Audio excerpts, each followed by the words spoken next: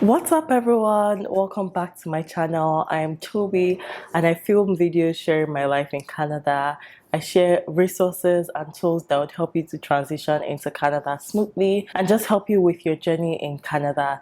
So please don't forget to hit that subscribe button if you're not subscribed. Don't forget to smash that like button. It really helps me. Leave comments, share this video and all that fun stuff. So today's video we're going to be talking about transitioning careers. I know a lot of people, a lot of immigrants that come here and have to transition careers. It's not even a thing for immigrants, like people in general. As adults, you go to school, you get a degree in something or diploma in something, and you realize that it's not for you anymore, or it's not serving you, or that isn't what you want. Or sometimes people have to transition because they couldn't get what they wanted in the beginning. At the end of the day, a lot of people transition careers. This is common with immigrants, it's common with locals, it's common with everybody, like people in different countries, every country basically. If you're thinking of transitioning into a new career, don't do it blindly, please. Let's just go through some steps that you need to take. So the first step I recommend people to do is to actually write your future goals. Like, visualize where you want to see yourself in 10 years time, where you want to see yourself in 15 years time, and we're going to actually walk backwards with this. So what do you want to be doing? What skills do you want to have? What new things do you want to learn, etc. I know those skills might not be something you need right now, but just talk about it or write it down. What skills do you want to have in 10 years, 15 years time? Where do you want to see your life? Do you want to be working? Do you want to have work-life balance? Do you want to be focused only on work, etc.? Write all of that down, because that's where we would actually develop your career transition plan from, basically. Because at the end of the day, I believe that what you're working on now is a learning opportunity for your future.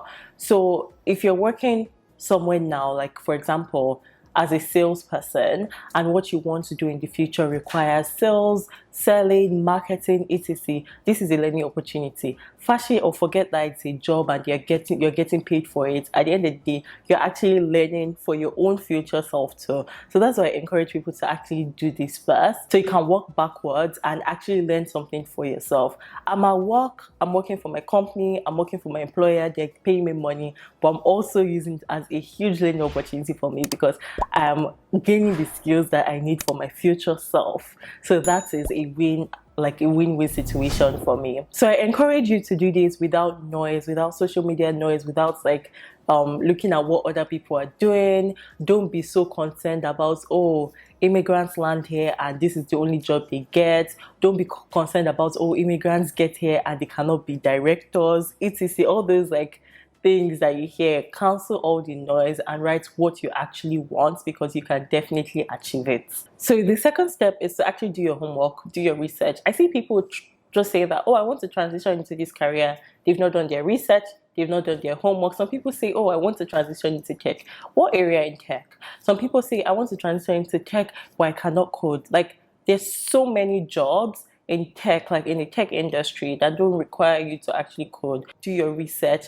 find out about different job titles. There are 1,001 job titles out there. There's so many jobs that when you're in school you don't even hear about, and it's just when you're in the real world, when you're actually networking, that you actually hear about some job titles that you were not aware of. Don't limit your research to just the job roles.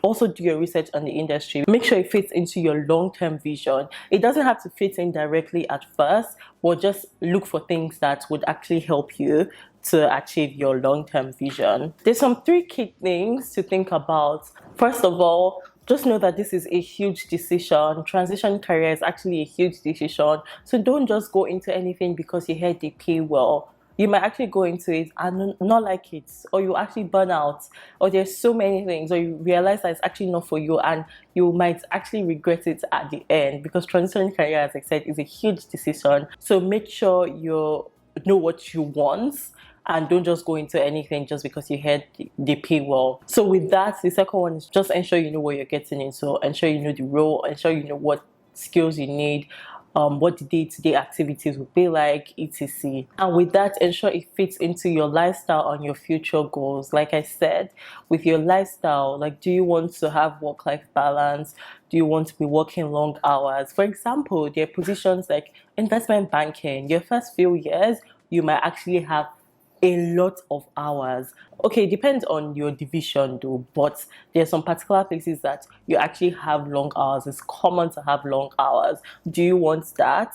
Is that something you want? Also, like, there's some professions that you actually need to work night shifts. You have to be flexible, like medicine, like nursing, etc. Is that what you want? Do you want to work on weekends? Do you want to only work Monday to Friday?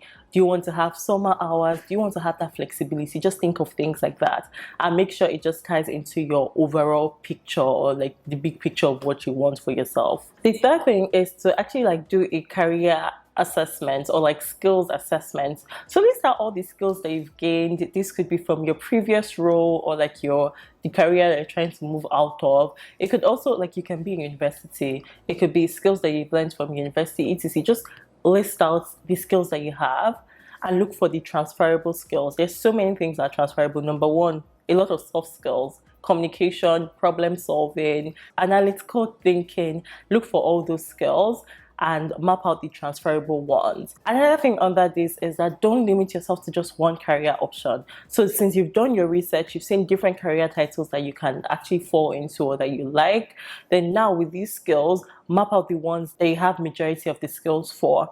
So map those out and don't just pick one career options. There's so many adjacent roles to a lot of careers. The next thing I'll say is to make a plan. You need to actually make a plan, even for the other steps that I mentioned. You make a plan to actually do all these things, to research, etc. If you don't make a plan and you're just winging it, it's hard to really follow with your plan, or like reach your goal, achieve your goal. So make a plan. Like, now that you know you have those skills, I'll talk about some things that you should have in your plan. But your plan should cover your goal, that's your objective, and key results, like how you'd actually track that you met it. You can also have metrics, and also break your goals into like habits and to-dos. So with that, it's like, for example, if you want to transition into, let's just say you want to become a software developer, some things you might want to do is, okay, register for a hackathon. There are just some big things that you might want to do. There's some other big things there. Maybe go for this particular networking event, go for this particular conference, spend 30 minutes coding every day, or spend 1 hour coding daily. So there's some habits that you need to have. So this, your action plan should have all of that, and it will actually help you to reach your goals. Sometimes people have goals and they don't make processes to actually achieve their goals. The next on my list is to actually network, and this should be in your action plan. You need to network. If you're going into something, don't go into it blind. You need to know the people that are in that industry, because you're outside the industry, you won't know what's going on inside it. You need to talk to people that are doing that particular role. If you can't get people that are doing that particular role, get people that work with people that do that particular role. Because, for example, I just see people that's like, oh, I want to go into tech, and you're just taking advice from anybody that's working in tech. The best advice you can get is from people that have been in that role, and people that have been in that role for a number of years. So that's one big mistake I see people making. Like, I've had different mentors, I've spoken to different people, I've networked with different people, and people that I get inside information from is really people that have been in that role for years, because they tell you what the hiring manager is looking for. Some of them have been on the hiring chair before, because a lot of times, even if they're not the hiring managers, they might actually end up having a round with the people that are being interviewed, like maybe the last round or so. So they know what they're looking for. They'll tell you that this thing doesn't make sense, the hiring manager will not be moved by this, take it out, this is what they would be looking for, because they're working there. They know the skills that they need, they know the skills that they've learned, they know the skills that are needed in that role. So just talk to people that are actually there. What I've done in the past is that if I see a role that I'm interested in, I go on LinkedIn, do a search, and I actually try to reach out to Nigerians first, because when they just see your name, they just feel like, oh, they can help you, you're their sister, because that's how it is, honestly speaking. So I look for Nigerians first, or I look for a black person, or I can even look for a Canadian, or someone that went to the same university as me. You see that, oh, this person went to Carleton University also. I can use that as like an intro, or I see that you went to Carleton, or I see that you did this program, etc. And it actually helps to build that connection, or it helps to make that person respond to you. So that's one key thing to know. And with this, you can also find out things that you're missing and avoid paying for certifications that you don't need. There are a lot of certifications out there, a lot of courses out there, etc. Like, these people will actually tell you that no, you don't need that. This is what you actually need. This is better than this, because they know that everybody can just get this and it doesn't really, there's no value to it. So you should do this instead, or you should do that, or you should read this book, etc. So that's the best thing to do. So the sixth step is to like identify your gaps and work on them. So now, if you've networked well and you've spoken to someone in that role, you'll be able to tell you what you need and what you're lacking. And you too, aside from what they tell you, just identify the gaps. Go on LinkedIn, look at resumes or like job posting for that role that you want. Look at the skills, literally underline it and see the ones that you're missing. The ones that you're missing, you have to work on them. If it's to do a certification to learn about it, do it. It might not be useful. That's why I say you should network with someone in that role to know if it's useful or not. But just work on the skills that you need. There's some hard skills that you might need, so work on that. This is why continuous learning is very important. I encourage everyone, even if you don't want to transition to a new role, just continuously learn. Don't just focus on your job. Focus on other things outside the job. It might be something related to your industry. Do that certification, learn about that, go for that conference. Just keep on learning, and that really helps. Okay, so the sun was doing too much, so I had to move away. Keep on learning, educate yourself during the weekends, during the evenings. A lot of times getting that experience is more valuable than doing a course or a study program. So even if it means you have to volunteer, for example, it might be a soft skill. Maybe you see that one skill that you learn, let me just pick something off the top of my head, is being able to explain technical terms to a non-technical audience. Basically being able to talk to people that are not in your field and being able to break things down for them. You can volunteer at the museum, a museum that is specific to something, maybe a science museum or an aviation museum, etc.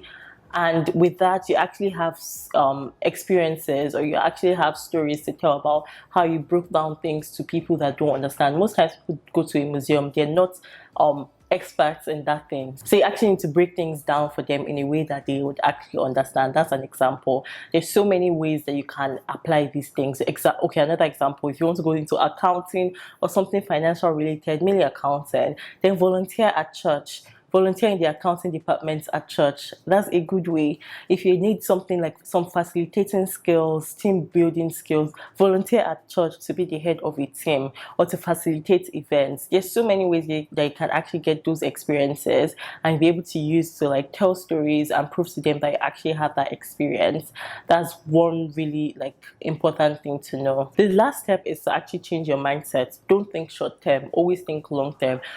The career, they always say this, that the career world is not a ladder, it's a monkey bar or monkey gym. Like, you don't have to go one way. If you want this particular role, you don't have to be in that exact role. You can first step into that industry, get your foot in the door in that industry, then transition internally. There's so many ways you can go on about it. If you need to step down sometimes or get a pay cut, then you do it, as long as it matches your long-term goal. That's why the first step I said is to actually make your long-term goal. As long as it's going to help you hit that long-term goal, then it is going to be worth it. So don't just be fixed to, oh, when I come, I must get this job, this exact civil engineering job. If I don't get it, then that's the end, or something like that. There's so many ways that you can acquire the skills that you need for that job.